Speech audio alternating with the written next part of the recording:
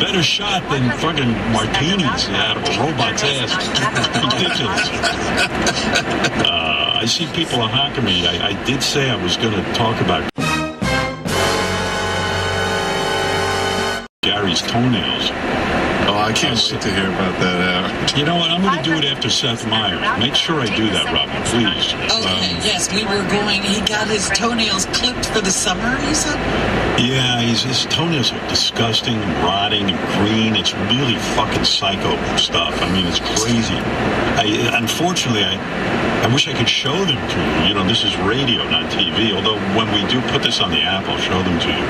Yeah. But really, I'm doing this. The public needs to know. I had Gary over to my house, and his toes were gnarly.